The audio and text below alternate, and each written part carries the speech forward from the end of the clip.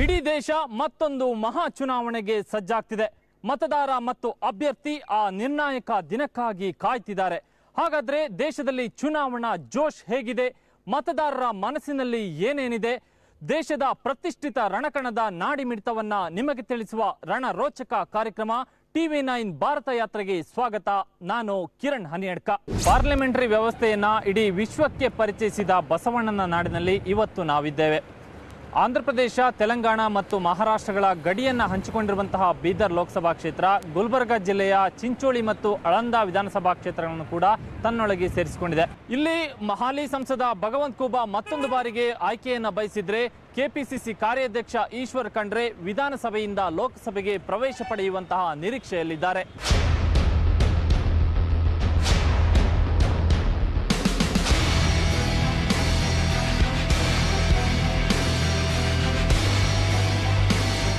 ಬೀದರ್ ಜಗದ್ಗುರು ಬಸವಣ್ಣನ ಕರ್ಮಭೂಮಿ, ಬಹುಮನಿ ಸುಲ್ತಾನನ ನಾಡು.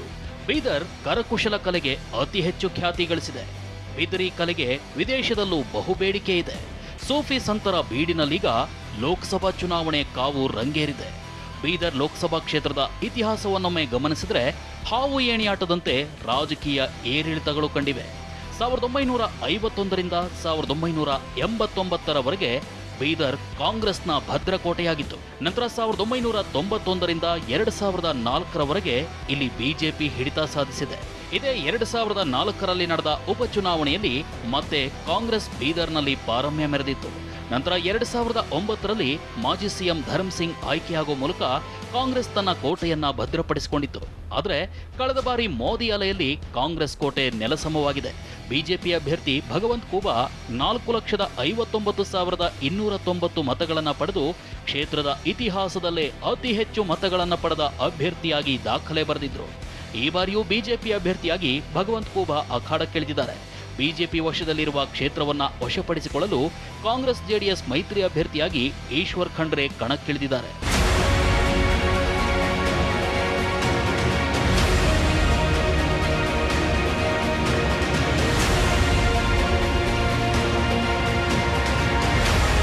ಎರಡು 2008ರ ತನಕ ಮೀಸಲು ಕ್ಷೇತ್ರವಾಗಿದ್ದ ಬೀದರ್ ಕ್ಷೇತ್ರ ಪುನರ್ವಿಂಗಡಣೆ ಬಳಿಕ 2009ರಲ್ಲಿ ಸಾಮಾನ್ಯ ಕ್ಷೇತ್ರವಾಗಿ ಬದಲಾಯಿತು. 2014ರಲ್ಲಿ ನರೇಂದ್ರ ಮೋದಿ ಅಲೆಯಲ್ಲಿ ಭಗವಂತ ಖೂಬಾ ಅವರು ಕಾಂಗ್ರೆಸ್ನ ಮಾಜಿ ಸಿಎಂ ಧರ್ಮ್ ಸಿಂಗ್ ಅವರನ್ನೇ ಸೋಲಿಸಿದ್ರು. ಮರು ಆಯ್ಕೆ ಬಯಸಿ ಮತ್ತೆ ಕಣಕ್ಕಿಳಿದಿರುವ ಖೂಬಾ ಎರಡನೇ ಗೆಲುವಿನ ಹುಮ್ಮಸ್ಸಿನಲ್ಲಿದ್ದಾರೆ. ಕಳೆದ 5 ವರ್ಷದಲ್ಲಿ ಭ್ರಷ್ಟಾಚಾರ ಮುಕ್ತ ಆಡಳಿತವನ್ನು ಕೂಡ ನನ್ನ ಕ್ಷೇತ್ರದಲ್ಲಿ ಕೊಟ್ಟಿದ್ದೀನಿ. ಸಾಕಷ್ಟು ಯೋಜನೆಗಳನ್ನು ಕೇಂದ್ರದ ಸ್ವತಂತ್ರ ಭಾರತದ ಇರಲಾರ್ದಂಥ ಯೋಜನೆಗಳನ್ನು ತಂದು ಗೊತ್ತಾ ನನ್ನ ಜನರಿಂದ ಅತಿ ಮೆಚ್ಚುಗೆಯನ್ನು ಪಡ್ಕೊಂಡಿದ್ದೀನಿ.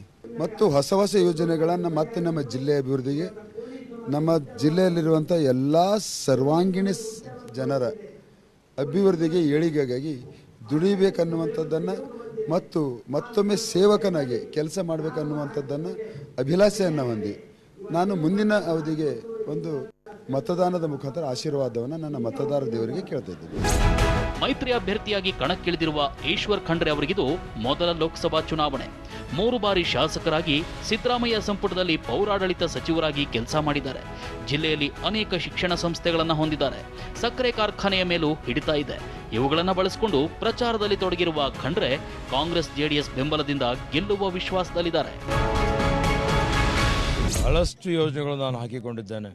ನನಗೆ ಬಿದ್ದಂಥ ಏರ್ಪೋರ್ಟನ್ನು ಪ್ರಾರಂಭ ಮಾಡುವಂಥದ್ದು, FM ರೇಡಿಯೋ ಸ್ಟೇಷನ್ ಪ್ರಾರಂಭ ಮಾಡುವಂಥದ್ದು, ಏನು ಪಿಟ್ಲೈನ್ ಪ್ರಾರಂಭ ಮಾಡಿ ಅಪೂರ್ಣವಾಗಿ ಇಕ್ಕಿದ್ದಾರೆ ಹಾಲಿ ಸಂಸದರು.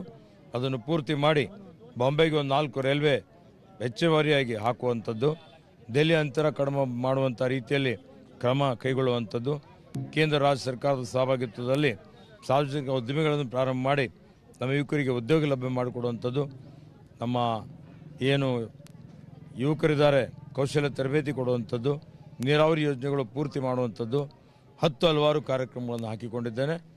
ಅವೆಲ್ಲ ಕಾರ್ಯಕ್ರಮಗಳನ್ನು ಅನುಷ್ಠಾನ ಮಾಡುವಂಥ ರೀತಿಯಲ್ಲಿ ಕೆಲಸ ಕಾರ್ಯವನ್ನು ಮಾಡ್ತಾನೆ. ಕ್ಷೇತ್ರದಲ್ಲಿ ಬಿಜೆಪಿ ಹಾಗೂ ಕಾಂಗ್ರೆಸ್ ನಡುವೆ ನೇರ ಹಣಾಹಣಿ ಇದೆ. ಇಬ್ಬರು ಪ್ರಮುಖ ಸಮುದಾಯಗಳ ಮತಗಳ ಮೇಲೆ ಕಣ್ಣಿಟ್ಟಿದ್ದಾರೆ. ಹಾಗಾದ್ರೆ ಕ್ಷೇತ್ರದ ಜನತೆಯ ನಾಡಿ ಮಿಡಿತ ಹೇಗಿದೆ? ಜನರ ಒಲವು ಯಾರತ್ತ? ಬನ್ನಿ ನೋಡೋಣ.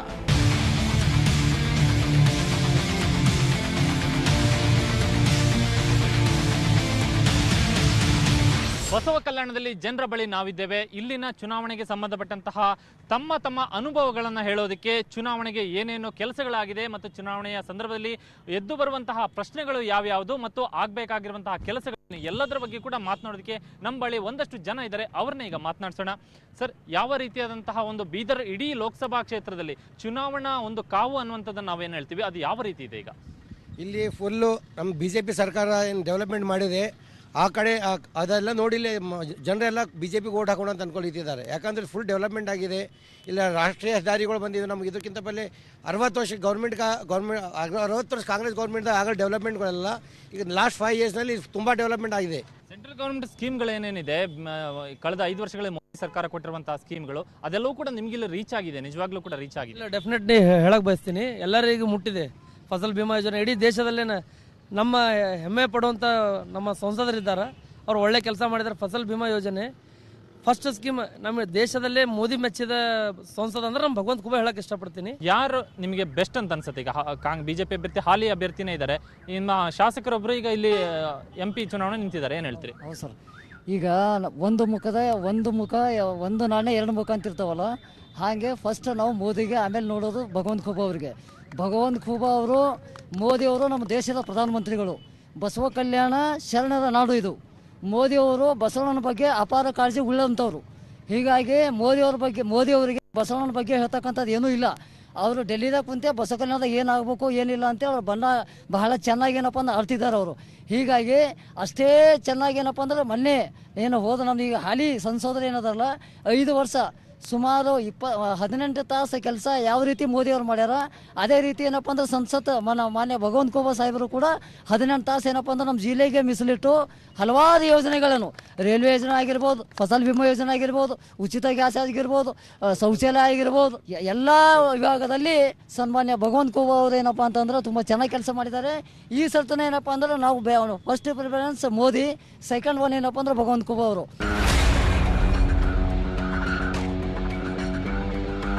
ನಾವೀಗ ಬಸವ ಕಲ್ಯಾಣದ ಮಾರ್ಕೆಟ್ ಪ್ರದೇಶದಲ್ಲಿದ್ದೀವಿ. ಮಾರ್ಕೆಟ್ನಲ್ಲೂ ಕೂಡ ಒಂದಷ್ಟು ಚುನಾವಣಾ ಕಾವು ಕಂಡು ಬರ್ತಾ ಇದೆ. ಜನರ ಬಾಯಲ್ಲೂ ಕೂಡ ಮತದಾನದ ಬಗ್ಗೆ, ಚುನಾವಣೆ ಬಗ್ಗೆ ಮಾತುಗಳು ಕೇಳಿ ಬರ್ತಾ ಇದೆ. ನಾವು ಕೂಡ ಅವ್ರನ್ನ ಮಾತನಾಡಿಸುವಂಥ ಒಂದು ಪ್ರಯತ್ನವನ್ನು ಮಾಡ್ತಿದ್ದೀವಿ.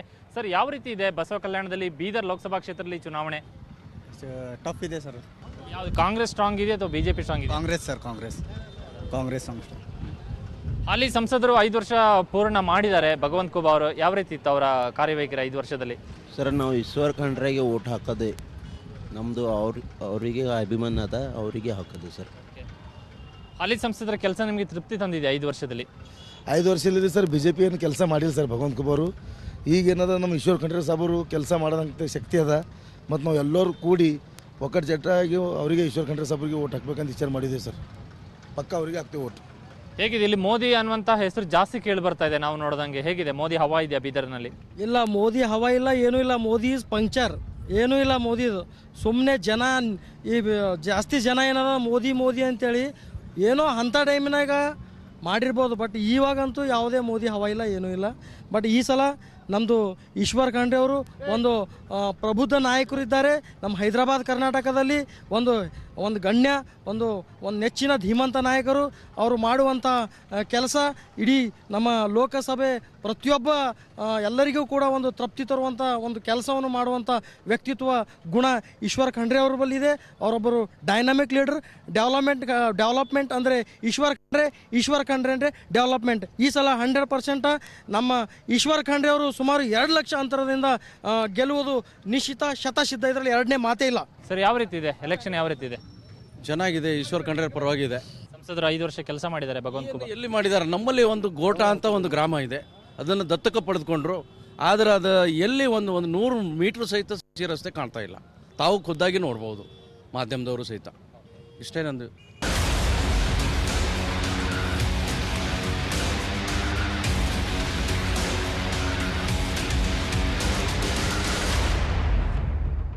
ನಾವೀಗ ಹುಮ್ನಾಬಾದ್ ವಿಧಾನಸಭಾ ಕ್ಷೇತ್ರದಲ್ಲಿದ್ದೇವೆ. ಹುಮ್ನಾಬಾದ್ನಲ್ಲೂ ಕೂಡ ಚುನಾವಣಾ ಪ್ರಚಾರದ ಭರಾಟೆ ಜೋರಾಗಿದೆ. ಸರ್, ನಿಮ್ಮ ಇಲ್ಲಿನ BJP ಅಭ್ಯರ್ಥಿ ಮೋದಿ ಹೆಸರನ್ನು ಹೇಳ್ಕೊಂಡು ಚುನಾವಣೆಗೆ ಹೋಗ್ತಾ ಇದ್ದಾರೆ. ಕಾಂಗ್ರೆಸ್ನವರು ಅವರದೇ ಆದಂಥ JDSನ ಬೆಂಬಲದೊಂದಿಗೆ ಚುನಾವಣೆಯನ್ನು ಮಾಡ್ತಾ ಇದ್ದಾರೆ, ಏನು ಹೇಳ್ತೀರಿ? ಮೋದಿ ಹೆಸರು ಹೇಳ್ಕೊಂಡು ಹೋಗೋದು ನಿಜಾನೇ. ಬಟ್ ಹಾಗೇ ನಮ್ಮ ಮೋದಿ ಹೆಸರು ಹೇಳ್ಕೊಂಡು ಹೋಗೋದು ಅಷ್ಟೇನು ಇದಿಲ್ಲ. ನಮ್ಮ MP ಅವರು ಕಳೆದ 5 ವರ್ಷ ಇದರ ಅಧಿಕಾರದಲ್ಲಿ ಸಾಕಷ್ಟು ಕೆಲಸಗಳು ಮಾಡಿದ್ದಾರೆ ನಮ್ಮ ಕ್ಷೇತ್ರದಲ್ಲಿ. ಕಾಂಗ್ರೆಸ್ನವ್ರು ಮಂತ್ರಿ ಇದ್ರು MLA ಇದ್ರು ಏನೂ ಕೆಲಸ ಆಗಿಲ್ಲ. ಎಲ್ಲ ಇದು ರೈತರಿಗೆ ಪರ ಏನೂ ಇಲ್ಲ. ಎಲ್ಲ ಕಡೆ ಫ್ಯಾಕ್ಟ್ರಿಗಳು ಇದ್ದಿಂದೆಲ್ಲ ರೈತರ ಪರ ಫ್ಯಾಕ್ಟ್ರಿಗಳು ಇದೆಲ್ಲ ಬಂದಾಗಿದ್ದಾವೆ. ನೀರಿನ ವ್ಯವಸ್ಥೆ ಇಲ್ಲ, ವಾಟರ್ ಲೆವೆಲ್ ಒಳಗಡೆ ಹೋಗಿದೆ. ರೈತರಿಗೆ ಯಾವುದೇ ಪರಿಹಾರ ಇಲ್ಲ ಕಾಂಗ್ರೆಸ್ ಸರ್ಕಾರದಿಂದ, JDS ಸರ್ಕಾರದಿಂದ. ಅದಕ್ಕೆ 100ಕ್ಕೆ 100 ನಮ್ಮ ಮತ BJP MP ಗೆಲ್ತಾರೆ, ನರೇಂದ್ರ ಮೋದಿ ಪ್ರಧಾನಮಂತ್ರಿ ಆಗ್ತಾರೆ. ಇಲ್ಲಿ BJP ಅಭ್ಯರ್ಥಿ ಮೋದಿ ಹೆಸರು ಹೇಳಿಕೊಂಡು ಚುನಾವಣೆಗೆ ಹೋಗ್ತಾ ಇರುವಂಥದ್ದು ನಿಮಗೆ ಒಪ್ಪಿಗೆ ಇದೆಯಾ? ಸರ್, ಇಲ್ಲಿ BJP ಅಭ್ಯರ್ಥಿ ಮೋದಿ ಹೆಸರು ಹೇಳ್ಕೊಂಡು ಹೋಗ್ತಿರೋದು ಸತ್ಯ. ಅದೇ ರೀತಿ ಅವರು ವೈಯಕ್ತಿಕ ಕೆಲಸಗಳನ್ನು ಮಾಡಿರೋದು ಸತ್ಯ. ಮತ್ತು ನಮ್ಮ ಜಿಲ್ಲೆಯಲ್ಲಿ 3 ಸಚಿವರು, ಒಬ್ಬರು ನಾಮಿನೇಟು. ಆದರೂ ಕೂಡ ಇವರಿಗೆಲ್ಲ ನಾಚಿಕೆ ಆಗ್ಬೇಕು ಸರ್. ನಮ್ಮ ಹತ್ರ BSSK ಶುಗರ್ ಫ್ಯಾಕ್ಟ್ರಿ ಬಂದಾಗಿ ಈಗ 3 ವರ್ಷ ಆಗ್ತಾ ಇದೆ. ಇದೇ ಸಚಿವರು, ಇದೇ ಈಶ್ವರ್ ಖಂಡ್ರೆ ಅವರು ಈ ಕ್ಯಾಂಡಿಡೇಟ್ ಆಗಿದ್ದಾರೆ.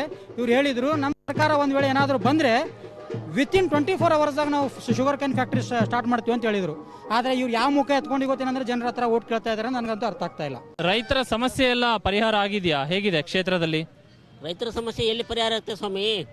2 ವರ್ಷದಿಂದ ಕಬ್ಬಿನ ಬಿಲ್ ಕೊಡ್ತಾ ಇಲ್ಲ. ಬೇರೆ ಫ್ಯಾಕ್ಟ್ರಿಯವರು, ಬೇರೆ ಕಡೆಯವರೆಲ್ಲರೂ 2200 ಹಾಕಿದ್ರೆ ಇವ್ರು 1900 ಹಾಕ್ಲಿಕ್ಕೆ ದುನಿಯಾ ಎಲ್ಲ ತಕ್ಲೀಫ್ ಮಾಡಿಕೊಟ್ರು. ಜನರಿಗೆಲ್ಲ ಆಶ್ವಾಸನೆ ಕೊಟ್ಟರು. ಬೆಂಗಳೂರಲ್ಲಿಂದ ನಾ ಅಲ್ಲಿದ್ದೀನಿ, ಇಲ್ಲಿದ್ದೀನಿ, ನಾ ಇದು ಮಾಡ್ತೀನಿ, ಹಾಗೆ ಮಾಡ್ತೀನಿ, ಹೀಗೆ ಮಾಡ್ತೀನಿ ಅಂತೇಳಿ ಕಡೆಗೆ ಈಶ್ವರ್ ಖಂಡ್ರೆ ಅವರು ಸುಳ್ಳು ಆಶ್ವಾಸನೆ ಕೊಟ್ಟು ಇದನ್ನು ಮಾಡಿ ಹೋದರು. ಎಲೆಕ್ಷನ್ ಬಗ್ಗೆ ಕೇಳ್ತಾ ಇದ್ದೀರಿ. ಈಗ ಸದ್ಯ MP ಅವರು MP ಎಲೆಕ್ಷನ್ ಆಗಿ 5 ವರ್ಷ ಆಯಿತು. ಎಷ್ಟು ಸಲ ಬಂದರ, ಏನು ಮಾಡಿದ್ರ ಅಂತ ಅವ್ರಲಿಂದ ನಮ್ಗೆ ಏನು ಅನುಭವ ಇದೆ? ನಮ್ಮ ಊರಿಗೆ ಬಂದರ, ಒಂದು ದಿವ್ಸ ಏನಾರು ಕೆಲಸ ಮಾಡಿದ್ದಾರಾ? ಹಾಂ, ಅಥವಾ ಯಾರು ಸರಿಯಾರು ಒಂದು ಮಾತಾಡಿದಾರಾ? ಹಾಂ, ಇವರು ನಮ್ಮ ರೈಲ್ವೆ ಸ್ಟೇಷನ್ ಓಪನ್ ಆಗಿದ್ದ CM ಇಬ್ರಾಹಿಂ ಕಾಲದಾಗ, ದೇವೇಗೌಡರು ಇದ್ದಾಗ, ಜನತಾದಳ ಪಾರ್ಟಿ ದೇವೇಗೌಡರು ಇದ್ದಾಗ. ಹಾಂ, ಖರ್ಗೆ ಸಾಹೇಬರು ಅದಕ್ಕೆ 8 ವರ್ಷ ತನಕ ಪೆಂಡಿಂಗ್ ಬಿದ್ದಿತ್ತು. ತಂದು ಮಲ್ಲಿಕಾರ್ಜುನ್ ಖರ್ಗೆ ಮತ್ತು ಬಸವರಾಜ್ ಪಾಟೀಲ್ ಅವರು ಟ್ರೈ ಮಾಡಿ, ರಾಜಶೇಖರ್ ಪಾಟೀಲ್ ಟ್ರೈ ಮಾಡಿ ಅದು ಕಂಪ್ಲೀಟ್ ಮಾಡಿದ್ರು, ಗುಲ್ಬರ್ಗಾ, ಬೀದರ್. ಈಗ ಅವರು ಮೋದಿ ಅವರಿಗೆ ಬೀದರ್ದಾಗ ತಂದು ಓಪನಿಂಗ್ ಮಾಡಿದ್ರು, ಹುಮ್ನಾಬಾದ್ ತಂದಿಲ್ಲ. ಅಂದ್ರೆ ಓಟ್ ಯಾರಿಗೆ ಕೊಡ್ಬೇಕು ನೀವೇ ಹೇಳ್ರಿ. ನಾವು ಈಶ್ವರ್ ಖಂಡ್ರೆ ಅವರು ಹೇಳ್ತೀನಿ, ಬೀದರ್ ಜಿಲ್ಲೆಯಲ್ಲಿ ಅತಿ ಬಹುಮತದಿಂದ ಈಶ್ವರ್ ಖಂಡ್ರೆ ಬರ್ತಾರ ಮತ್ತು ಗುಲ್ಬರ್ಗದಲ್ಲಿ ಮಲ್ಲಿಕಾರ್ಜುನ ಖರ್ಗೆ ಬರ್ತಾರೆ. ನಮ್ಮ ಇಡೀ ನಮ್ಮ ಹೈದರಾಬಾದ್ ಕರ್ನಾಟಕ ಕಾಂಗ್ರೆಸ್ ಒಂದು ನೇತಾ, ಬಹಳ ದೊಡ್ಡ ನೇತಾ, ಗೋರ್ ಗರೀಬರಿಗೆ ಕೆಲಸ ಮಾಡೋರು. ಅವರು ಖಾನದಾನಿ ಮನೆತನ ಹಿಡ್ಕೊಂಡು, ತಂದಿ ಮುತ್ತೆ ಹಿಡ್ಕೊಂಡು ಭೀಮಣ್ಣ ಖಂಡ್ರೆ, ಬಸವರಾಜ ಪಾಟೀಲ್, ನಮ್ಮ ರಾಜಶೇಖರ್ ಪಾಟೀಲ್ ಹುಮ್ನಾಬಾದಲ್ಲಿ ಭಾಳ ಕೆಲಸ ಮಾಡ್ಯಾರ. ಅವ್ರ ಪರವಾಗಿ ನಮ್ಮ ಹುಮ್ನಾಬಾದ್ ತಾಲೂಕದಲ್ಲಿ ಅತಿ ಹೆಚ್ಚಿನ ಬಹುಮತ ಕೊಡ್ತಾರ. ಈಶ್ವರ್ ಖಂಡ್ರೆ ಗ್ಯಾರಂಟಿ ಬರ್ತಾರ, ಮಲ್ಲಿಕಾರ್ಜುನ ಖರ್ಗೆ ಗುಲ್ಬರ್ಗದ ಗ್ಯಾರಂಟಿ ಬರ್ತಾರ. ಹೇಳ್ರಿ ಸರ್, ಎಲೆಕ್ಷನ್ ಈಶ್ವರ್ ಖಂಡ್ರೆ ಅವರು ಬರ್ತಾರೆ ಸರ್. ಯಾಕೆ ಕೆಲಸ ಸರಿಯಾಗಿ ಮಾಡ್ಯಾರ ಅವರು, ಅದ್ರ ಸಲಗೆ ಬರ್ತಾರೆ.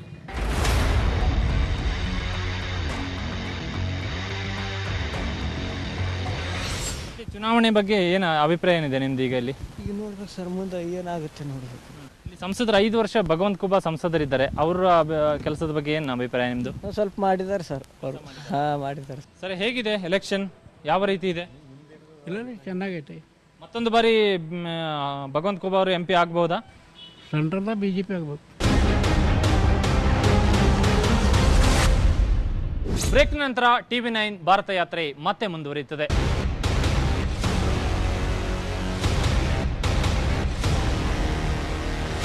ಬೀದರ್ ಲೋಕಸಭಾ ಕ್ಷೇತ್ರದಲ್ಲಿ ಒಟ್ಟು 8 ವಿಧಾನಸಭಾ ಕ್ಷೇತ್ರಗಳಿವೆ. ಬೀದರ್ ಉತ್ತರ, ಹುಮ್ನಾಬಾದ್, ಭಾಲ್ಕಿ, ಬಸವ ಕಲ್ಯಾಣ ಕ್ಷೇತ್ರಗಳಲ್ಲಿ ಕಾಂಗ್ರೆಸ್ ಶಾಸಕರಿದ್ದಾರೆ. ಬೀದರ್ ದಕ್ಷಿಣ JDS ಕೈನಲ್ಲಿದೆ. ಔರಾದ್, ಆಳಂದದಲ್ಲಿ ಕಮಲ ಅರಳಿದೆ. ಇನ್ನು ಚಿಂಚೋಳಿಯಲ್ಲಿ ಕಾಂಗ್ರೆಸ್ ಶಾಸಕ ಉಮೇಶ್ ಜಾಧವ್ ಗೆದ್ದಿದ್ರು. ಆದ್ರೀಗ ಕಾಂಗ್ರೆಸ್ ತೊರೆದು BJP ಸೇರಿದ್ದು ಇಲ್ಲಿ ಉಪಚುನಾವಣೆ ಘೋಷಣೆಯಾಗಿದೆ. ಕಾಂಗ್ರೆಸ್ ಶಾಸಕ BJPಗೆ ಹಾರಿದ ಬೆನ್ನಲ್ಲೇ ಈತ ಕಾಂಗ್ರೆಸ್ ಅಭ್ಯರ್ಥಿ ಈಶ್ವರ್ ಖಂಡ್ರೆ ಅವರ ಕ್ಷೇತ್ರದಲ್ಲಿ BJP ಹವಾ ಶುರುವಾಗಿದೆ.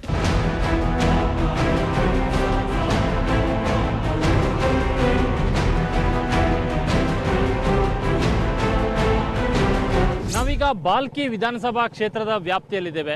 ಇಡೀ ಬೀದರ್ ಲೋಕಸಭಾ ಕ್ಷೇತ್ರದಲ್ಲಿ ಈ ಸತಿ ಭಾಳ ಟಫ್ ಇದೆ ಸರ್ ಎಲೆಕ್ಷನ್ ಸರ್. ಭಾಳ ಟಫ್ ಅಂದರೆ ಯಾವ ರೀತಿ ಸರ್? ಈಶ್ವರ್ ಖಂಡ್ರೆನೂ ಸ್ವಲ್ಪ ಸ್ಟ್ರಾಂಗ್ ಇದ್ದಾರೆ ಸರ್.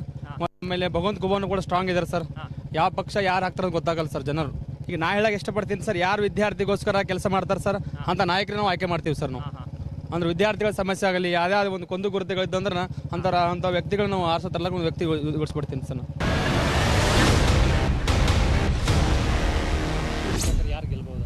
ಯಾರಂತ ಹೇಳೋಕ್ಕಾಗಲ್ಲ ಸರ್. ಅಷ್ಟು ಫೈಟ್ ಇದೆಯಾ? ಫೈಟ್ ಇದೆ ಸರ್.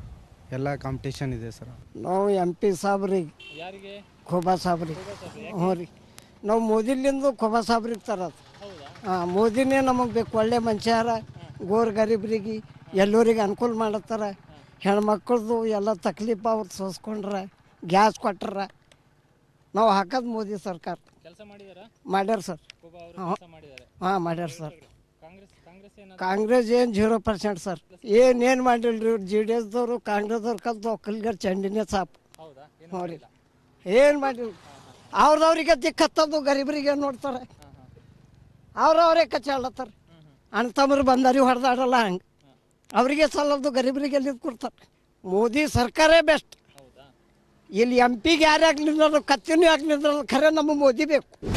ಕ್ಷೇತ್ರದಲ್ಲಿನ ರಾಜಕೀಯ ಬೆಳವಣಿಗೆಯನ್ನ ನೋಡ್ತಿದ್ರೆ ಬಿಜೆಪಿ ಅಭ್ಯರ್ಥಿ ಮೋದಿ ಅಲೆಯಲ್ಲಿ ಮತ್ತೊಮ್ಮೆ ಗೆಲುವಿನ ದಡ ಸೇರ್ತಾರ ಅಥವಾ ವೈಯಕ್ತಿಕ ವರ್ಚಸ್ಸಿನ ಮೇಲೆ ಮತದಾರರು ಖಂಡ್ರೆ ಕೈ ಹಿಡಿತಾರಾ ಅನ್ನೋ ಕುತೂಹಲ ಆವರಿಸಿದೆ. ಮತ್ತೊಂದು ವಿಶೇಷ ಅಂದ್ರೆ ಕಳೆದ ವಿಧಾನಸಭಾ ಕ್ಷೇತ್ರದಲ್ಲಿ ಭಾರೀ ಸದ್ದು ಮಾಡಿದ್ದ ಲಿಂಗಾಯತ ಪ್ರತ್ಯೇಕ ಧರ್ಮದ ವಿಚಾರ ಲೋಕಸಭಾ ಚುನಾವಣೆಯಲ್ಲಿ ಮೌನ ವಹಿಸಿದೆ. ಕಾಂಗ್ರೆಸ್ ಅಭ್ಯರ್ಥಿ ತನಗೆ ಪೈಪೋಟಿಯೇ ಅಲ್ಲ ಎಂಬ ಆತ್ಮವಿಶ್ವಾಸದಲ್ಲಿರುವ ಹಾಲಿ ಸಂಸದ ಭಗವಂತ್ ಖೂಬಾ ತಾನೇ ಗೆಲ್ಲುವ ವಿಶ್ವಾಸದಲ್ಲಿದ್ದಾರೆ. ನಮ್ಮ ಕಡೆ ಒಂದು ಹಳ್ಳಿಗಳಲ್ಲಿ ಒಂದು ಗಾದೆ ಮಾತಿದೆ, ಕುಡ್ರಲ್ರಿ ಮೇಳ್ರ ಶ್ರೇಷ್ಠ ಅಂತ. ಆ ರೀತಿ ಕಾಂಗ್ರೆಸ್ ಪಕ್ಷ ಅವರನ್ನು ಮೇಳ್ರಂತ ತಿಳ್ಕೊಂಡು ಆಯ್ಕೆಯನ್ನು ಮಾಡಿದ್ದಾರೆ. ಇವತ್ತು ಕಳೆದ 20 ದಿನಗಳಲ್ಲಿ ಪ್ರಚಾರದಲ್ಲಿ ಅವರು ಎಲ್ಲಿನೂ ಎದ್ದು ಕಾಣಿಸ್ತಾ ಇಲ್ಲ. ಕೇವಲ ಈಗ ಅವರು ತನ್ನ ಯಾವ ರೀತಿ ದೇಶದಲ್ಲಿ ಕಾಂಗ್ರೆಸ್ ಅಸ್ತಿತ್ವವನ್ನು ಉಳಿಸ್ಕೋಬೇಕನ್ನುವಂಥದ್ದು ಒದ್ದಾಡ್ತಾ ಇದೆಯೋ, ಇವಾಗ ಕಾಂಗ್ರೆಸ್ಸಿನ ಜೊತೆಯಲ್ಲಿ ಅಭ್ಯರ್ಥಿಯ ಸ್ವಂತಕ್ಕೆ ಅಸ್ತಿತ್ವವನ್ನು ಉಳಿಸ್ಕೊಳ್ಳಿಕ್ಕೆ ಈಗ ಹೆಣಗಾಡ್ತಾ ಇದ್ದಾರೆ. ಹೀಗಾಗಿ ಅವರಿಗೆ ಬಹಳ ಮಹತ್ವ ಕೊಡುವಂಥದ್ದು ನನಗೇನು ಅನಿಸಿಲ್ಲ. ಈಶ್ವರ್ ಖಂಡ್ರೆ ಜಿಲ್ಲೆಯ ಉಸ್ತುವಾರಿ ಸಚಿವರಾಗಿಯೂ ಕೆಲಸ ಮಾಡಿದ್ರು. ಈ ವೇಳೆ ಮಾಡಿದ ಅನೇಕ ಅಭಿವೃದ್ಧಿ ಕೆಲಸಗಳು ತನ್ನ ಕೈ ಹಿಡಿಯಲಿವೆ ಅನ್ನೋ ನಂಬಿಕೆ ಅವರದ್ದು. ಉಸ್ತುವಾರಿ ಸಚಿವನಾಗಿದ್ದಾಗ ಇಡೀ ಜಿಲ್ಲೆಯಾದ್ಯಂತ ಸರ್ವಾಂಗೀಣ ಅಭಿವೃದ್ಧಿಗೆ ಪ್ರಾಮಾಣಿಕವಾದ ಪ್ರಯತ್ನ ಮಾಡಿದ್ದೇನೆ. ನೀರಾವರಿ ಯೋಜನೆಗಳು ಪೂರ್ತಿ ಮಾಡಲಿಕ್ಕೆ ಅನುದಾನ ಬಿಡುಗಡೆ ಮಾಡಿಸಿಕೊಟ್ಟಿದ್ದೇನೆ. ಪ್ರವಾಸಿ ಸಚಿವನಾಗಿ ಇಡೀ ಜಿಲ್ಲೆಯ ಇತಿಹಾಸದಲ್ಲಿ ಎಲ್ಲಕ್ಕಿಂತ ಹೆಚ್ಚಿನ ಸುಮಾರು 350ರಿಂದ 400 ಕೋಟಿ ರೂಪಾಯಿ ನಾನು ಎಲ್ಲ ಸ್ಥಳೀಯ ಸಂಸ್ಥೆಗಳಿಗೆ ಕೊಟ್ಟಿದ್ದೇನೆ. ಕ್ಷೇತ್ರದಲ್ಲಿ ಲಿಂಗಾಯತ ಮತಗಳು ನಿರ್ಣಾಯಕ ಸ್ಥಾನದಲ್ಲಿವೆ. ಒಟ್ಟು 4,25,000 ಲಿಂಗಾಯತ ಮತಗಳಿವೆ. ಹೀಗಾಗಿ ಎರಡೂ ಪಕ್ಷಗಳು ಲಿಂಗಾಯತ ಅಭ್ಯರ್ಥಿಗಳನ್ನೇ ಕಣಕ್ಕಿಳಿಸಿವೆ.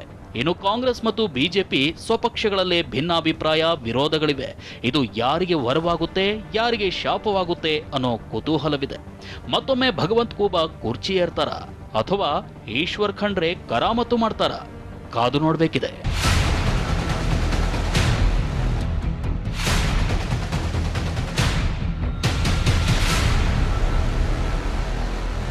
ಅಭ್ಯರ್ಥಿಗಳು ತಮ್ಮದೇ ಆದಂತಹ ಭರವಸೆ, ಆಶ್ವಾಸನೆ, ಘೋಷಣೆಗಳನ್ನ ಜನರ ಮುಂದಿಡ್ತಿದ್ದಾರೆ.